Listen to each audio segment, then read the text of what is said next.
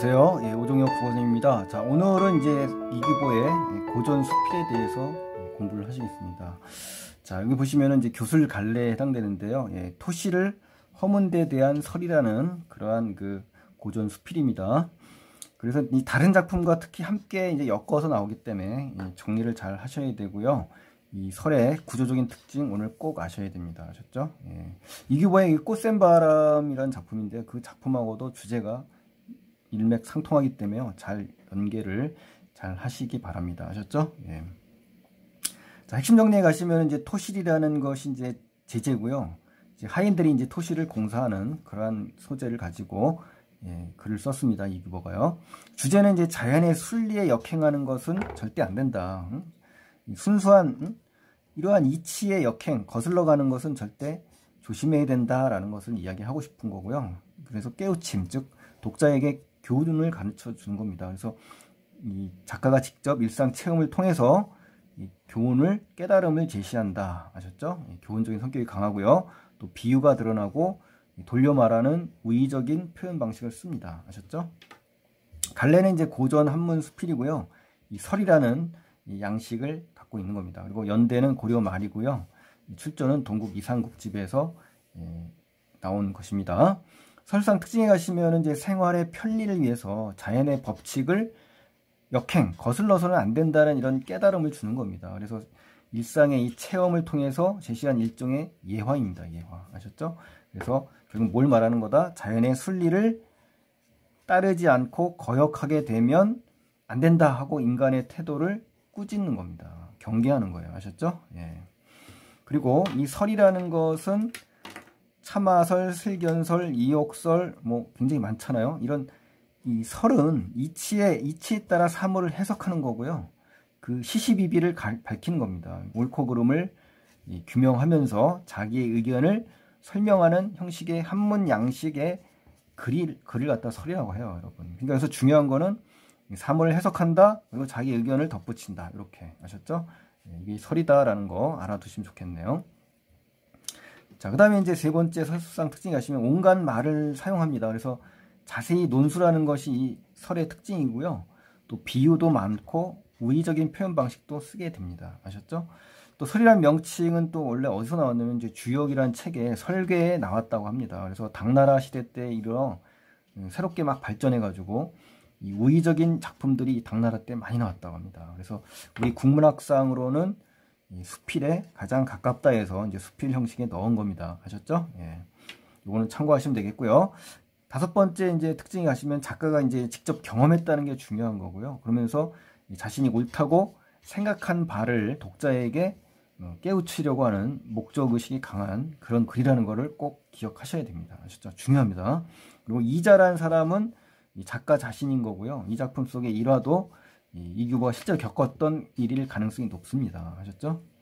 또 일상의 이런 체험을 통해서 독자에게 교훈을 주는 뭐다? 교술갈래다라는 거 아셨죠? 꼭 아셔야 돼요. 교훈을 주고 체험을 통해서 독자에게 깨달음을 주는 거 교술갈래예요. 토시를 짓는 이런 평범한 일상적인 모습을 통해서 이 우의적으로 돌려 말한 거죠. 사실 어떤 걸 말하려는 거냐면 인생은 이치를 어때요? 거슬러서는 안 된다. 이걸 말하고자 이걸 끌어온 겁니다. 깨달은 거죠. 아셨죠? 이렇게 해서 정리를 잘 하셔야 돼요. 자, 내용 전개 방식을 크게 이제 도표로 나타내는데요. 이제 체험, 사실이죠. 사실. 그쵸? 체험을 했으니까. 그런 날씨가 추워지자 이제 종들이, 하인들이 이제 집안에 막 토시를 만드는 거예요. 이 장면을 본 거예요. 이제 주인공이, 이자가. 그래서 뭘 깨달았냐면 자기의 의견을, 주장을 내세웁니다. 어떤 주장을 내세우냐면 이치를 거스르면 안 된다. 그래서 토시를 당장 허물라고 명령을 내립니다. 굉장히 분노를 하면서요. 아셨죠? 이런 두 가지 구조로 돼 있다는 거 아주 중요합니다. 뭐라고요? 체험과 깨달음, 즉 사실과 뭐요? 의견. 그래서 이거 반드시 정리하시기 바랍니다. 자, 이제 내용 한번 들어가 볼까요? 짧습니다. 이자가 종들에게 토시를 만든 이유를 묻게 됩니다. 한번 보실까요? 10월 초하루에 이제 음력이에요, 음력. 그러니까 추운 시절이죠. 이자가 이규보입니다. 외출해서 이제 들어오니 종들이 하인이에요. 흙을 파서 집을 만들었다. 이게 뭐예요? 토실이죠, 토실. 그렇죠? 예, 이게 말 그대로 제목 토실입니다. 그 모양이 마치 무덤처럼 보였다. 외관의 모습이네요. 이자는 이 어리석은 채 하며 말하기를. 그렇죠? 이 말은 뭐냐면 이자가 굉장히 똑똑하고 유식한 사람입니다. 근데 이제 뭐 어리석은 척 한다는 것은 일부러 그런 거죠. 일부러 알면서도 이제 묻는 거는 이제 깨우침을 주기 위한 의도라고 볼 수가 있는 겁니다. 아셨죠? 무엇 때문에 집안에다 무덤을 만드느냐라고 하면서 부정적인 거죠. 토실에 대해서 지금 뭔가 부정적인 말을 무덤이라고 이야기한 건요. 이제 부정적인 의도가 강합니다. 아셨죠? 그때 종들이 뭐라고 합니까? 이것은 무덤이 아니라 토실입니다. 그렇죠? 어리석은 채 말했다는 얘기는 이미 토실인 걸 알고 있는 거예요. 어찌 이런 것을 만들었냐 하였더니, 자, 뭐라고 합니까? 종들이 겨울에 화초나 과일을 저장하기에 좋고 또 길쌈하는 부인들에게 편리하니 아무리 추워도 온화한 봄날씨와 같아서 손이 얼어 터지지 않으므로 참 좋습니다 라고 했습니다. 그렇죠? 이런 거 보면은 우리 굉장히 편리성과 유용성 측면에서는 어때요? 긍정적인 거잖아요. 근데 우리 작가의 의도를 봐야 되니까 여기서 한번 살펴보시면 이 작가는 어떻습니까? 성리학자예요. 성리학자. 그렇죠? 예, 성리학자라는 거는 어떤 실용적인 것보다는 어떤 대자연의 이치, 섭리, 그렇죠? 이런 자연의 어떠한 거슬릴 수 없는 이치를 더 중요시하는 거거든요. 네, 그런 측면에서 바라봤을 땐 굉장히 부정적으로 보겠죠. 하지만 어때요? 실학자 입장에서 만약에 정약용이라든가 뭐 박자희가라든가 홍대용 이런 사람들이 본다면 이것도 완전히 긍정적인 겁니다. 그러니까 이 작가의 입장이 바로 입장에서 우리는 주제를 통해서 바라봐야 되기 때문에 주제에 근접해서 본다면 이 자가 굉장히 이 장면에서 화를 내게 되어 있습니다. 분노를 합니다. 한번 보실까요? 이 자는 하인들이 만들고 있는 토시를 이치에, 자 보세요, 역행하는 짓이라고 말합니다. 굉장히 화를 내는 장면이에요. 자 보실까요? 이 자는 더욱 화를 내며, 그렇죠? 그러니까 화를 분노를 머금지 못하는 겁니다. 지금 성리학자의 눈에서는요, 그렇죠? 여름은 덥고 겨울이 추운 것은 사시사철 정상적인 이치다. 정상적인 이치다라는 거는 대자연의 법칙이다. 자연의 질서다. 자연의 섭리다. 이런 얘기입니다. 아셨죠? 우주의 이치다. 이게 바로 성리학적인 측면이에요. 아셨죠? 만약 가정을 하죠. 이와 반대가 된다면 곧 괴이한 거다. 괴상하고 이상한 것이다 이 말이에요. 그러니까 옛날 성인이 말하기를, 자, 인용하는 거죠. 겨울에는 털옷을 입고 여름에는 배옷을 입도록 마련을 했는 것인데 그만한 준비가 있으면 족할 것이지, 다시라는 건요, 불필요하다는 얘기예요. 불필요하게 굳이 토시를 만들어서 추위를 더위로 바꾸려고 한다. 이게 바로 뭡니까? 이 정상적인 이 이치에서 벗어난 거죠, 지금. 그렇죠? 그러니까 이제 굉장히 이치에 거슬리는 행동을 하다 보니까 성리학자의 눈에는 어떻습니까? 굉장히 분노가 치밀은 겁니다. 그래서 하늘의 명령이다, 천명이다, 이거 천명. 거역하면 안 된다라는 얘기죠. 아셨죠? 그래서 사람은 뱀이나 두꺼비가 아니다, 이런 미물이 아니다 이거예요. 우리 뱀이나 두꺼비처럼 우리가 굴 속에서 머무는 그런 짐승이 아니다 이 얘기네요. 그리고 겨울에 굴 속에 엎드려 있는 것은 너무 상서롭지 못하다. 그렇죠. 보기에도 어떻습니까? 너무 인간으로서 할 짓이 못 된다 이 말이에요. 동물이나 할 수 있는 그러한 행동이다라고 이야기하는 것이죠. 길쌈도 마찬가지다. 여자들이 이제 길쌈을 하잖아요. 배옷을 만들 때. 이때도 하필 왜 겨울에 그 일을 하느냐. 봄에 꽃이 피었다가 겨울에 시드는 것은 초목, 풀과 나무의 정상적인 성질이다 이거예요. 그렇죠. 자연의 섭리다 이 말이에요. 자연의 섭리. 근데 만일 이와 반대가 된다면, 가정을 지금 쓰고 있습니다. 가정법. 이는 괴이한 물건이다. 괴상하고 이상망측한 물건이 되는 것이다. 그래서 이러한 물건을 길러설 때 구경거리를 삼는다는 것은 하늘의 권한을 빼앗는 것이다. 그러니까 대자연의 이치에 뭐한다? 역행하는 거다 이 말이에요. 그러니까 이러한 것들은 모두 내가 하고 싶은 뜻이 아니다. 내가 하고 싶은 뜻이 아니다 이겁니다. 내가 하고 싶은 뜻은 뭐예요? 대자연의 질서에 순응하는 거예요. 그렇죠? 빨리 헐어버리지 않는다면 당장 너희를 용서하지 않겠다라고 이제 굉장히 분노하는 그런 모습을 볼 수가 있습니다. 그러니까 이기보가 얼마나 준엄하고 엄격한 사람인지를 우리가 이 대사 속에서 이해할 수 있는 겁니다. 그래서 종들이 어때요? 쩔쩔매죠. 두려워하는 거죠. 두려워해요. 재빨리 그것을 철거했어요. 그렇죠?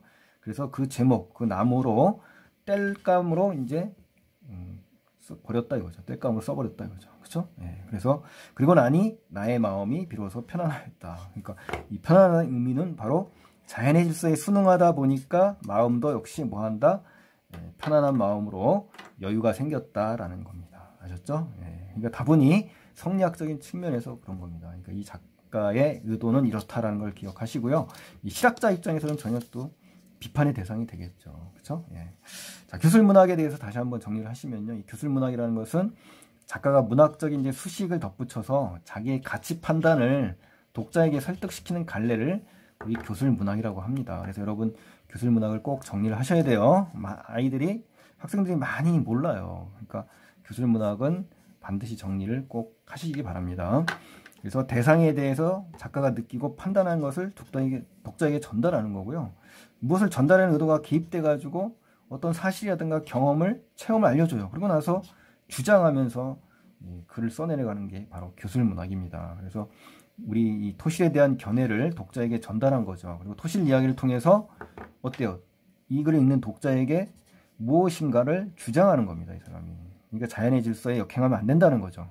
그런 점에서 교술의 특징이 강하게 드러나는 그런 작품이라고 볼 수 있는 겁니다. 아셨죠? 예, 교술문학 반드시 아셔야 돼요. 자, 심화학습 한번 보실까요? 두 가지인데요. 만약에 오늘날 환경 문제와 관련해 만약에 토실이 뜻하는 바를 해석하는 경우에는 어떠냐?